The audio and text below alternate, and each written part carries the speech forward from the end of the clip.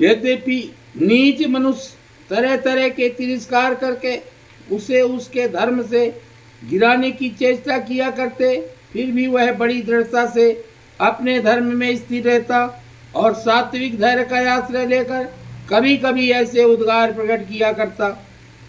ब्राह्मण कहता, मेरे सुख अथवा दुख का कारण न ये मनुष्य है, न देवता है, न शरीर है और न ग्रह, कर्म एवं काल आदि ही है। श्रुतियां और महात्मा जन मन को ही इसका परम कारण बताते हैं और मन ही इस सारे संसार चक्र को चला रहा है। सचमुच यह मन बहुत बलवान है। इसी ने विषयों, उनके कारण, गुणों और उनसे संबंध रखने वाले वृत्तियों की सृष्टि की है। उन वृत्तियों के अनुसार ही सात्विक, राक्षस और तामस अनेक प्रकार के कर्म होते हैं और कर्मों के अनुसार ही जीव की विविध गतियां होती हैं। मन ही समस्त चेष्टाएं करता है। उसके साथ रहने पर भी आत्मा निष्क्रिय है। वह ज्ञान शक्ति प्रधान है, मुझ जीव का सनातन सखा है और अपने अलुप्त ज्ञान से सब कुछ देखता रहता है। मन के द्वारा ही उसकी अभिव्यक्ति होती है। जब वह मन को स्वीकार करके उसके द्वारा विषयों का भोक्ता बन बैठता है, तब कर्मों के साथ आसक्ति होने के कारण वह उनसे बन जाता है। दान, अपने धर्म का पालन, नियम, यम, वेदाध्ययन, सत्कर्म और ब्रह्मचार्य आदि श्रेष्ठ व्रत, इन सब का अंतिम फल यही है कि मन एकाग्र हो जाए, भगवान में लग जाए। मन का समाहित हो जाना ही परम योग है। जिसका मन शांत और समाहित है, उसे दान आदि समस्त कर्मों का फल प्राप्त हो चुका है। अब उनसे कुछ लेना बाकी नहीं है। और जिसका मन चंचल है अथवा आलस्य से अभिभूत हो रहा है, उसको इन दान आदि शुभ कर्मों से अब तक कोई लाभ नहीं हुआ।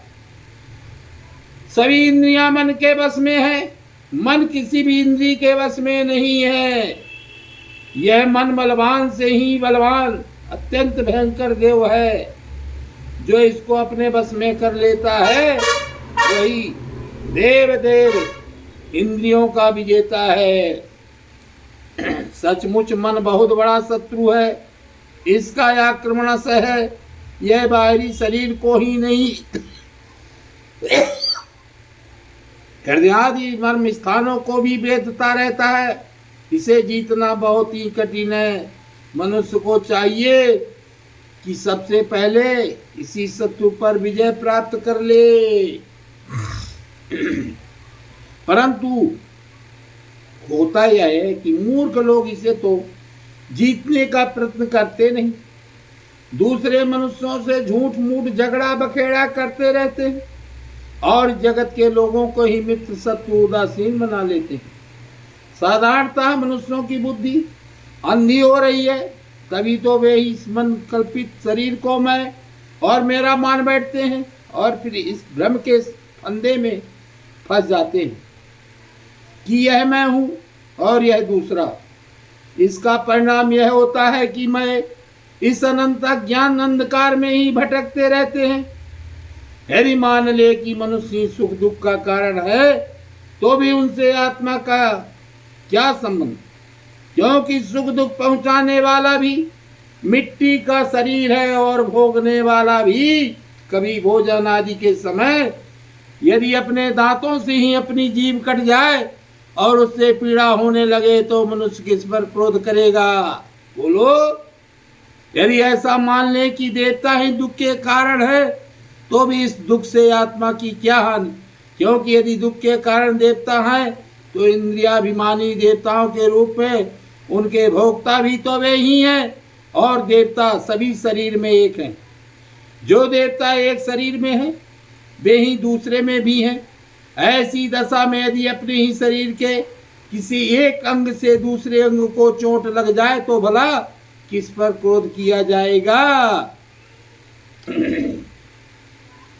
यदि ऐसा माने कि आत्मा ही सुख दुख का कारण है, तो वह तो अपना आप ही कोई दूसरा नहीं, क्योंकि आत्मा से भिन्न कुछ और है ही नहीं।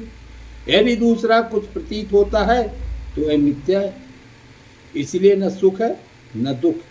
फिर क्रोध कैसा? क्रोध का निमित्त ही क्या है? यदि ग्रहों को सुख दुख का निमित्त माने तो उनसे भी अजन्मा आत्मा की क्या हानि? उनका प्रभाव भी जन्म मृत्युशील शरीर पर ही होता है। ग्रहों की पीड़ा तो उनका प्रभाव ग्रहण करने वाले शरीर को ही होती है, और आत्मा उन ग्रहों और शरीरों से सर्वथा परे है। तब भला वह किस पर क्रोध करे? यदि कर्मों को ही सुख दुख का कारण माने तो उनसे आत्मा का क्या प्रयोजन? क्योंकि वे तो एक पदार्थ के जड़ और चेतन उभय रूप होने पर ही हो सकते हैं। जो वस्तु विकार अपना हिताहित जानने वाली होती है उसी से कर्म हो सकते हैं। अतः वह विकार युक्त होने के कारण जड़ होनी चाहिए और हिताहित का ज्ञान रखने के कारण चेतन। किंतु देह तो अचेतन है और उसमें पक्षी रूप से रहने वाला आत्मा सर्वथा निर्विकार और साक्षी मात्र है। इस प्रकार कर्मों का तो कोई आधार सिद्ध नहीं होता, फिर क्रोध किस पर करें? यदि ऐसा माने कि काल सुख दुख का कारण है तो आत्मा पर उसका क्या प्रभाव? क्योंकि काल तो आत्म स्वरूप ही है। जैसे आग आग को नहीं जला सकती और बर्फ बर्फ को नहीं गला सकता, वैसे ही आत्मा स्वरूप काल अपने आत्मा को ही सुख दुख नहीं पहुंचा सकता। फिर किस पर क्रोध किया जाए? आत्मा शीत उष्ण सुख दुख आदि द्वंद्वों से सर्वथा अतीत है। आत्मा प्रकृति के स्वरूप धर्म कार्य लेस संबंध और गंध से भी रहित है। उसे कभी कहीं किसी के द्वारा किसी भी प्रकार से द्वंद्व का स्पर्श ही नहीं होता। वह तो जन्म मृत्यु के चक्र में भटकने वाले अहंकार को ही होता है। जो इस बात को जान लेता है वह फिर किसी भी भय के निमित्त से भयभीत नहीं होता। बड़े बड़े प्राचीन ऋषि मुनियों ने इस परमात्मा निष्ठा का आश्रय ग्रहण किया है। मैं भी इसी का आश्रय ग्रहण करूंगा और मुक्ति तथा प्रेम के दाता भगवान के चरण कमलों की सेवा के द्वारा ही इस तुरंत अज्ञान सागर को अनायास ही पार कर लूंगा। भगवान श्री कृष्ण कहते हैं, उद्धव जी, उस ब्राह्मण का धन क्या नष्ट हुआ? उसका सारा क्लेश ही दूर हो गया। अब वह संसार से विरक्त हो गया था और संन्यास लेकर पृथ्वी में स्वच्छंद विचर रहा था। यद्यपि दुष्टों ने उसे बहुत सताया, फिर भी वह अपने धर्म में अटल रहा, तनिक भी विचलित ना हुआ। उस समय वह मौनी अवधूत मन ही मन इस प्रकार का गीत गाया करता था। इस संसार में मनुष्य को कोई दूसरा सुख या दुख नहीं देता, यह तो उसके चित्त का भ्रम मात्र है। यह सारा संसार और इसके भीतर मित्र उदासीन और शत्रु के भेद अज्ञान कल्पित है। इसलिए प्यारे उद्धव, अपनी वृत्तियों को तुझ मुझ में तन्मय कर दो और इस प्रकार अपनी सारी शक्ति लगाकर मन को वश में कर लो और फिर मुझ में ही नित्य युक्त होकर स्थित हो जाओ।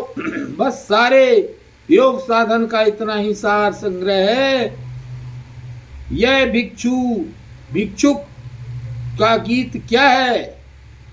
मूर्तिमान ब्रह्म ज्ञान निष्ठा ही है। जो पुरुष एकाग्र चित्त से इसे सुनाता और धारण करता है, वह कभी सुख दुखादि द्वंद्वों के वश में नहीं होता। उनके बीच में भी वह सिंह के समान दहाड़ता रहता है।